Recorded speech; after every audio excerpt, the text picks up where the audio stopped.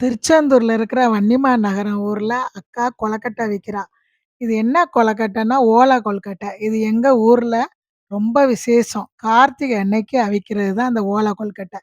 பச்சரிசி மாவு, தேங்காய், பாசிப்பருப்பு, ம் சீனி, ஏலக்காய் இவ்வளவும் போட்டு நல்லா மாவு பெசஞ்சு, இங்க பாருங்க ஓலை சின்னதாவும் வெட்டி வைக்கலாம்.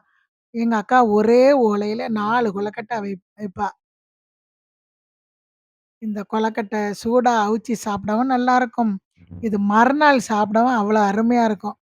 இது அந்த ஊர்ல பனை ஓலையில அவிக்கிறது. இதுக்கு பேரு ஓலை கொழுக்கட்ட. பாருங்க சின்ன சின்னதா வச்சு வெல்லம் போட்டு தனியா அவிப்பாங்க. எங்க ஊர்ல கருப்பட்டி போட்டு தனியா அவிப்பாங்க. இது சீனி வச்சு அவிச்சிருக்காங்க. கார்த்திகைனாலே மத்த ஊர்ல தீபம் தான். திருச்செந்தூர் பக்கம், திருநெல்வேலி பக்கம் எல்லார் வீட்லயும் இந்த ஓலை கொழுக்கட்ட.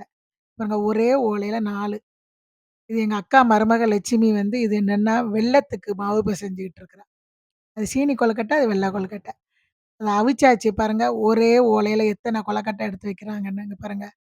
பார்க்கறக்கே அவ்வளோ அருமையா இருக்கு பாருங்க. இது காய காய தான் ரொம்ப நல்லாருக்கும். இது சூடா சாப்பிடவும் நல்லாருக்கும். இது மறுநாள் சாப்பிடவும் ரொம்ப நல்லாருக்கும். இந்த கொழுக்கட்டை சாப்பிடணும்னா ஊருக்கு போணும். பாருங்க எவ்வளோ அழகா செஞ்சு வச்சிருக்காங்கன்னு. இந்த அவங்க அவிச்ச கொழுக்கட்டைய அவளே கஷ்டப்பட்டு தின்னுகிட்டு இருக்கிறா. எங்க லட்சுமி சாப்பிட்டுக்கிட்டு இருக்கிறா. பாய்.